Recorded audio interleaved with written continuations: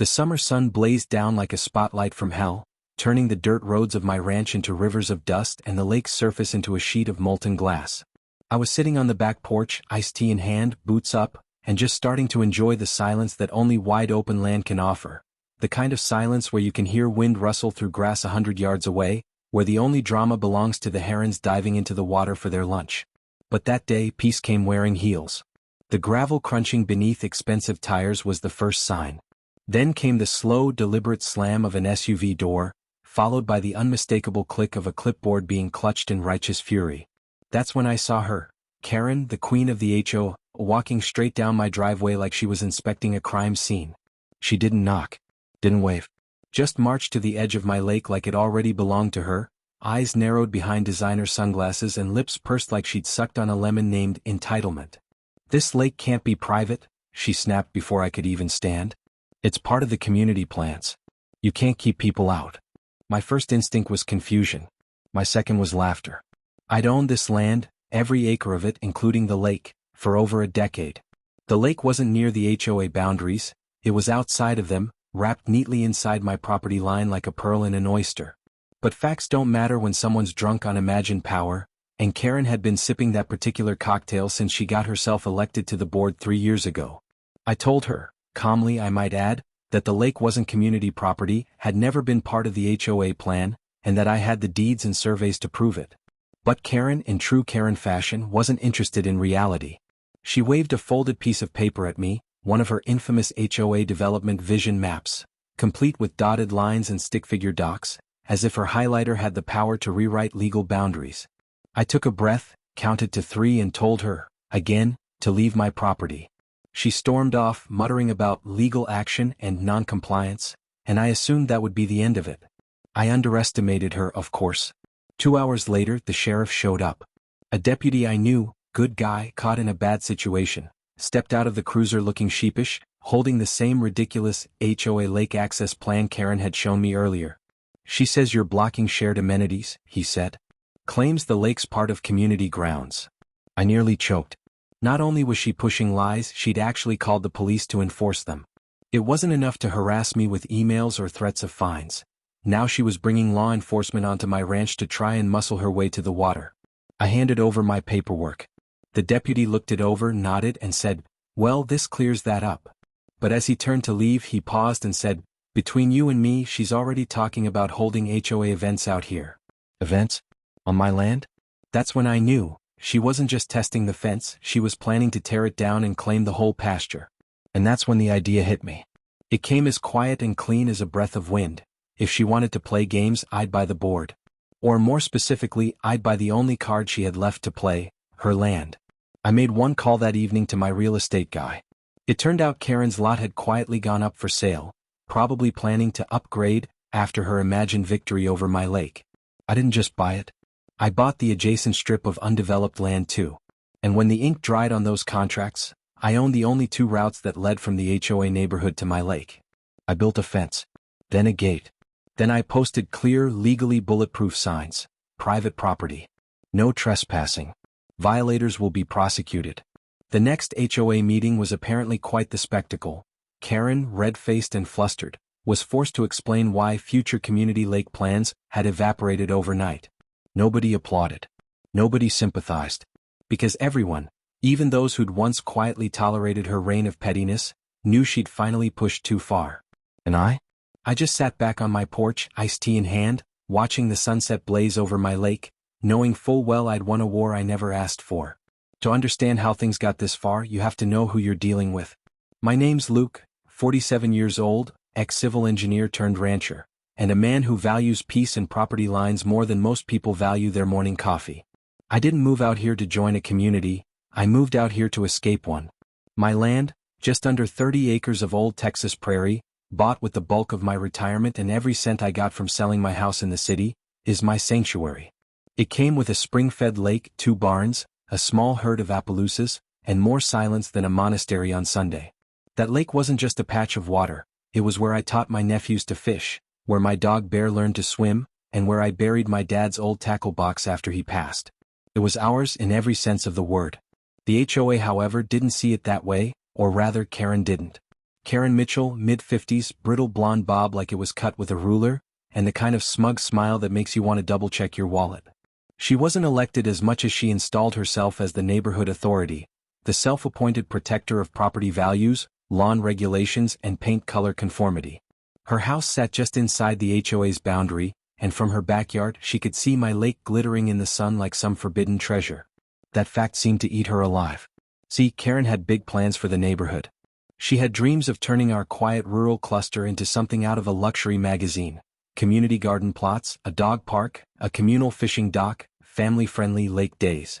All of it sounded lovely until you realized she wanted to build most of it on land she didn't own. She saw my lake as a wasted resource. She once said, loud enough for others to hear at an HOA potluck I mistakenly attended, "It's not fair that one person hogs all that water, it's selfish really." I nearly choked on my cornbread. There were others, of course, neighbors I respected like Jim and Lisa who kept to themselves and raised goats for soap. Or Maria, a schoolteacher who always waved when I passed her on the gravel road. They weren't the problem. Most folks around here moved in for the same reason I did. Peace, space, and not having someone breathing down their neck about where to store a trailer. But Karen brought with her a different kind of culture. The suburban siege of collective improvement, where nothing was ever good enough unless she personally approved it. And she wasn't above weaponizing the HOA charter to get her way. I'd heard whispers. She once fined a man for planting sunflowers because they attracted bees. She made a single mom repaint her shutters twice because they were too eggplant and not approved plum. She even sent passive-aggressive newsletters with phrases like, "A few residents are falling behind."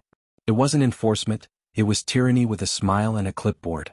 What made it worse was that the HOA only had jurisdiction over about 30 homes, newer builds on the edge of town, bordering the larger rural properties like mine. And yet Karen acted like her fiefdom stretched from here to the next county line. That lake of mine? It was her white whale.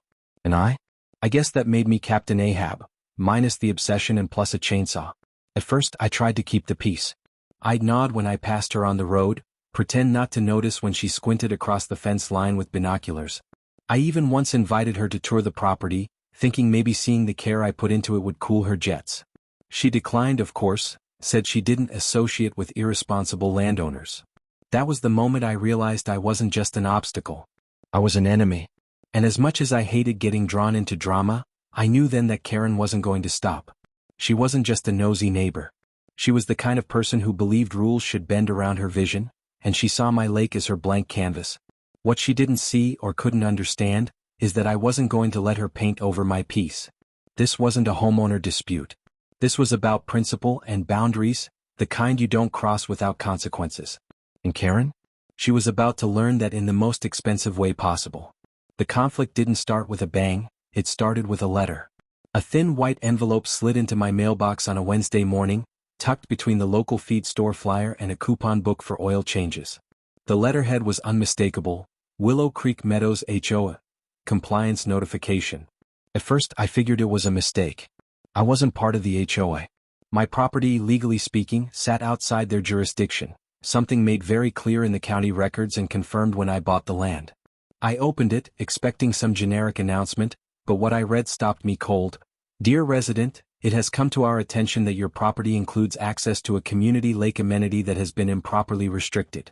The HOA board is requesting immediate removal of all private gates, barriers, and signage to allow shared neighborhood use as outlined in the upcoming seasonal development plan. It went on for 2 pages, bureaucratic nonsense peppered with phrases like shared responsibility and inclusivity goals. I blinked at the words, reread them twice, and for a moment thought maybe I was being pranked. It felt like satire. This community lake they were referring to? It was my private lake, legally purchased, surveyed, and registered, surrounded entirely by my land with no public access whatsoever. They might as well have claimed they had rights to my kitchen sink. The barriers they were referencing were nothing more than a low wooden fence I'd installed years ago to keep my horses from wandering too close to the waterline. But the kicker was the phrase, upcoming seasonal development plan. That wasn't just presumptuous, it was insane. They weren't asking for permission. They were laying out intentions as if the deal had already been made. That same evening I saw Karen walking her dog, a trembling white fluff ball with a rhinestone collar and more attitude than muscle, slowly past my front gate. She didn't wave, just smirked.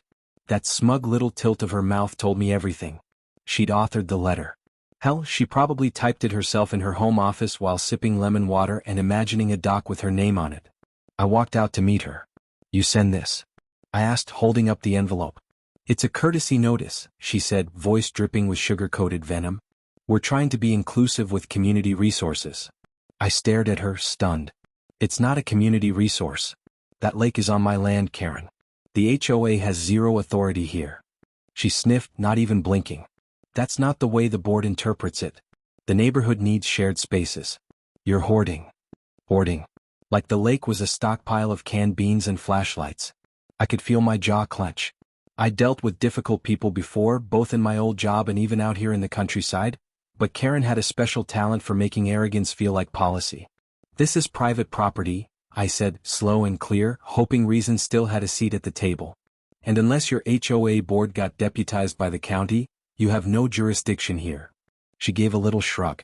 "We'll see what the sheriff thinks." And with that, she turned and walked off, heels clicking against the gravel, her dog waddling behind like a furry stormtrooper.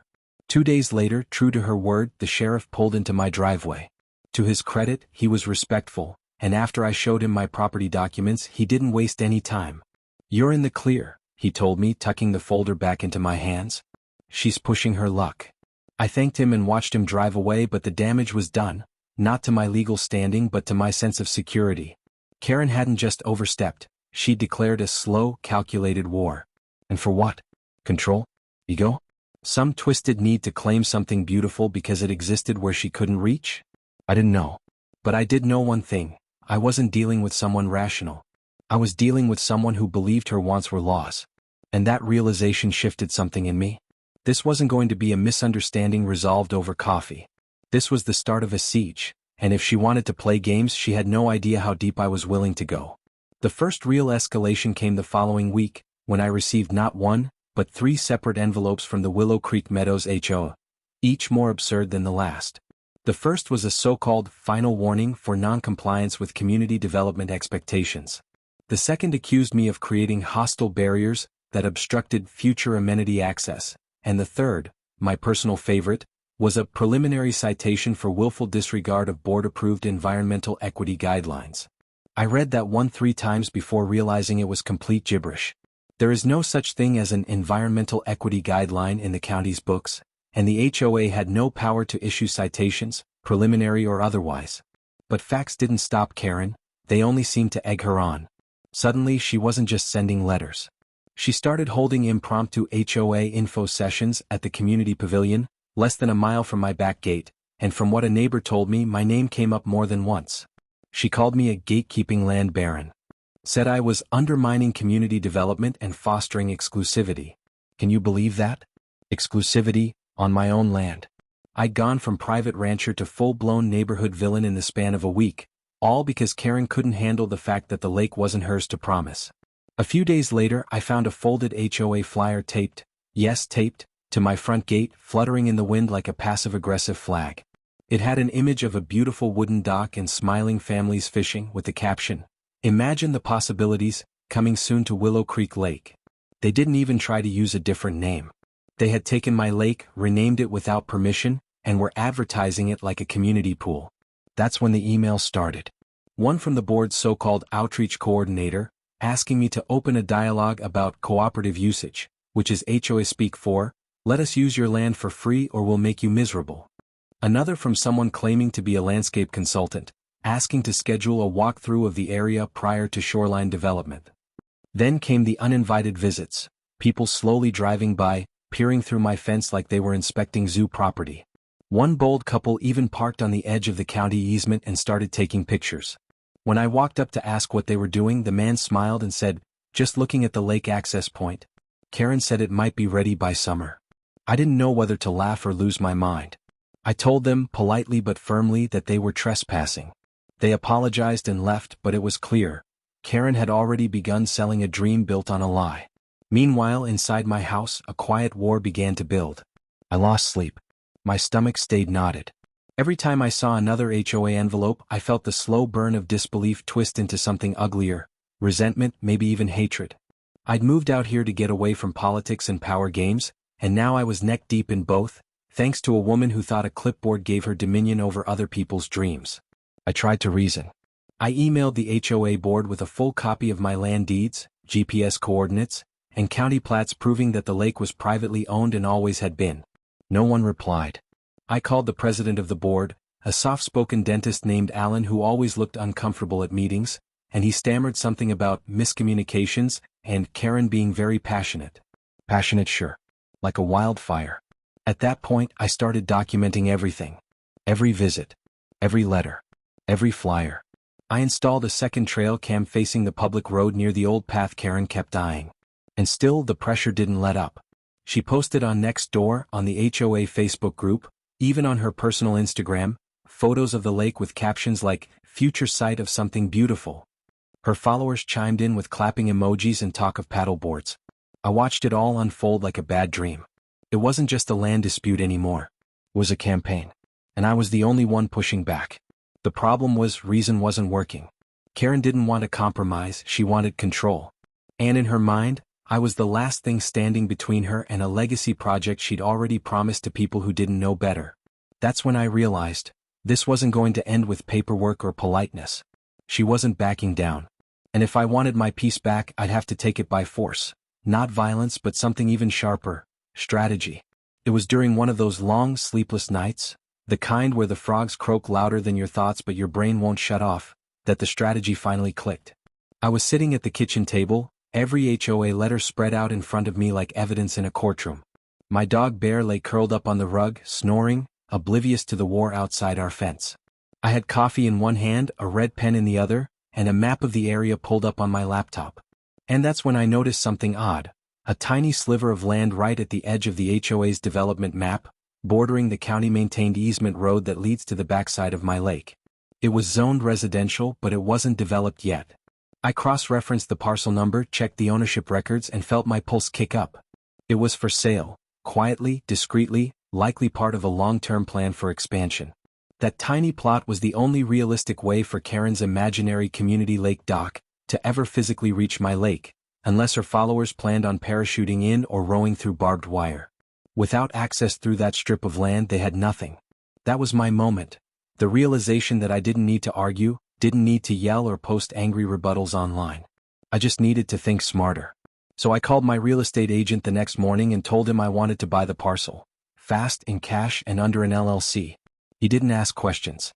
I'd done business with him before. 2 weeks later, the deal was done. Just like that, I owned the one piece of land Karen's entire plan depended on. And I didn't stop there. The next morning, I found out from the agent that another lot, larger, deeper into HOA territory, and sitting right behind Karen's house, was also going on the market. I made a second offer. I knew what Karen's house backed into. I'd seen her property layout. She'd built a side gate leading onto that second lot, probably assuming it would stay vacant for years and give her access to the lower road. When I closed on that lot too, I grinned so hard my jaw ached. I wasn't just cutting off lake access. I was surrounding her with reminders that she didn't run the show out here. The next step? Fencing. Not just cheap chain link either. I put up sturdy, high-treated pine fencing with no trespassing signs in bold red and white. I even installed a solar-powered security gate with motion sensors at the access road she kept eyeballing. I had trail cam footage of her walking past that road at least 3 times in the last month, always alone, always with a tape measure or notepad in hand. She had plans, big ones, and now they were dust. Still, I wasn't loud about it. I didn't post on forums. I didn't taunt her or bring it up at meetings. I let her find out the slow, painful way, through rumor, through confusion, through failed plans. I imagined her calling a landscaper or dock builder, only to realize the property she intended to use wasn't hers. I imagined her pulling up the GIS maps and seeing a brand new name on the parcel next door. I imagined the moment she stepped out into her backyard, looked across that fence line, and realized she'd been completely outmaneuvered. It wasn't just satisfying, it was poetic. Because for all her speeches about community and equity and vision, she'd forgotten the one thing you never overlook out here: who actually owns the land. She played politics. I played deeds and dirt. And I was just getting started. I met with a local contractor and had him install privacy screens along the fence, just high enough to block the lake from her backyard view entirely. I'd taken away the dream, now I was erasing the fantasy. She couldn't control what she couldn't even see. And that, to me, was the cleanest revenge possible. The best part? It was all legal. No lawsuits. No raised voices. Just the quiet sound of saws and posts sinking into soil, and the silence that followed when Karen realized that the empire she was building had no land to stand on. I wasn't the enemy she expected, someone she could fine or guilt into submission. I was a man with time, resources, and more patience than she knew what to do with. And now the next move was hers, and for once she had nowhere to step. The first sign that my plan had landed wasn't dramatic. No screaming, no confrontation, not even a message. It was quieter than that. I noticed it one morning while fixing a gate hinge near the back trail. The little parade of lake lookers had stopped. 4 weeks they'd been coming through, Karen's faithful soldiers, clipboard carriers, baby stroller pushers, Instagram moms with dog strollers, and the occasional overly enthusiastic dad with a measuring wheel. But after the fencing went up and the signs were posted, they vanished. Like someone had pulled the plug on the fantasy. Then came the HOA Bulletin, their monthly community vision newsletter. I nearly spit my coffee out when I read it. Karen had published a vague but telling update that read, "Due to unforeseen changes in property access, the board will be pausing all lakeside development conversations until further notice." Unforeseen. I laughed out loud. She'd walked herself straight into a legal wall she never even saw being built. A few days later, I caught her standing on the edge of her backyard in a pair of perfectly white sneakers, staring out past the privacy fence I'd installed. She wasn't pacing or yelling. She just stood there, stunned, motionless, looking at what used to be her window into future amenities. Now it was just a wall. A beautiful 6-foot-tall wall made of reinforced pine, backed by deeds, survey markers, and the will of a man who'd had enough. The real kicker came when I saw her lot, the very one I had purchased, pop back up on Zillow, now marked temporarily off-market. Apparently she hadn't just wanted to use my lake, she had intended to leverage it. A neighbor later told me she'd been in quiet talks with a potential buyer, pitching the property with future dock access and water privileges. Well, those dreams dried up fast. Her buyer bailed. The listing went dark. And from that moment on, Karen stopped hosting her little neighborhood strategy circles. Gone were the printed flyers taped to light poles. Gone were the speculative social media posts. Even her golden retriever-themed Lake Day Facebook banner quietly disappeared. But the best moment, the true cherry on top, came at the next quarterly HOA meeting. I didn't usually attend, but this time I made an exception. I sat in the back row of the clubhouse meeting hall, arms folded, just listening. Karen stood up to present the new budget and community priorities, but her confidence was cracked. Her words stumbled. Her slides were vague. The room was quiet, too quiet, and it wasn't just me noticing. She mentioned setbacks, blamed logistical delays, and finally, when someone asked directly why the lake project was off the table, she muttered something about land ownership disputes that are unfortunately outside of HOA jurisdiction. It took everything in me not to smile. Because at that moment, everyone in the room knew. Her little empire, built on assumptions and overreach, had collapsed in silence. There was no lake. There was no dock. There was no victory. And Karen? She was just another neighbor now, one with a smaller voice and a much smaller view. I didn't speak during the meeting. Didn't gloat. Didn't throw it in her face. I just nodded politely and walked out, knowing I'd already said everything I needed to, not with words but with property lines, fences, and actions. That night, I sat back on my porch with a glass of bourbon and watched the sun dip below the edge of the water. My water, as fireflies blinked above the cattails like tiny floating lanterns. Bear lay beside me breathing slow and the world was still again. That stillness, that hard-won quiet, was the true revenge. Not the fencing, not the failed sale, not even the public embarrassment. The revenge was peace. The kind of peace that only comes after you've outplayed someone who thought they could write you out of your own story. She called the cops. She mailed threats. She sold a dream she never owned. And in the end, all I had to do was buy her lot and build a wall. Now the lake sits untouched, just as it always should have been. A private sanctuary guarded not by rage or retaliation, but by wisdom, patience, and a very well-placed deed. In the weeks that followed, the neighborhood settled into a quieter rhythm, not just around my property but in general. The HOA, once a constant source of agitation, seemed to shrink back into something closer to what it was originally intended to be. A loose collection of volunteers making sure the streetlights stayed lit and the speed bumps didn't crumble. Karen kept her seat on the board technically, but she stopped showing up to meetings as often. The tone of the monthly newsletters changed too. No more buzzwords about lakefront development or shared community assets. Instead, they focused on pothole repairs and community garden signups. The war was over and everyone knew it. Some neighbors, ones I'd never spoken to beyond the occasional wave, began to nod with a bit more warmth when we passed on the gravel road. A few even stopped by the gate, not to gawk or trespass, but just to say they were glad things had settled down. One old-timer, Mr. Harris, who'd lived in the area before the first foundation of Willow Creek Meadows was ever poured, handed me a jar of homemade pickles and said with a grin, "You did what the rest of us wanted to but never had the nerve for." That stuck with me. Because deep down, this story was never just about fences and property lines. It was about boundaries, personal, legal, moral. It was about the quiet dignity of minding your own business, and the equally powerful right to defend that business when someone starts drawing lines where they don't belong. I learned that sometimes peace isn't given. It's built, post by post, page by page, through patience and resolve. I never wanted a fight. But once the first punch was thrown, in the form of Karen's arrogance dressed up as policy, I had to choose between rolling over or standing up. And I stood. Not with threats or lawsuits, but with strategy and calm determination. And in doing so, I reclaimed something far more valuable than lake access. I reclaimed my space, my time, my right to live undisturbed. Karen hasn't spoken to me since, though I've caught her glancing over the fence once or twice from her backyard, usually in the early evening when the sun turns the water gold. Maybe there's regret in her eyes. Or maybe she's just trying to figure out how I pulled it off without ever raising my voice. Either way, I don't hate her. I actually feel a little sorry for her. She could have enjoyed her slice of the world, maybe even gotten a cordial invitation to visit the lake as a neighbor, not an enemy, if she just asked. But some people don't know how to share unless they control the terms. And when they can't, they try to bully or shame or manipulate their way to what they want. Karen lost because she forgot the most basic rule of country living.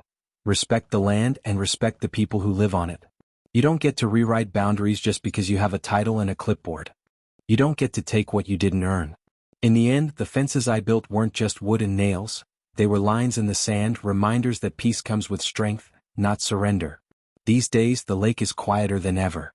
I still fish on Saturday mornings, still let bears swim out past the reeds, still sit on the dock and watch the sun melt into the horizon. But now, I do it with a deeper sense of satisfaction. Not just because I won, but because I did it the right way. I didn't sink to her level. I didn't scream into the void. I played the long game. And the wind tastes better because of it. Life out here isn't perfect. The fence still needs repainting, the barn roof has a new leak, and the coyotes have been bold lately, but it's mine. Every inch of it. And that's something no HOA newsletter, no bogus citation, no clipboard crusade can ever take away again.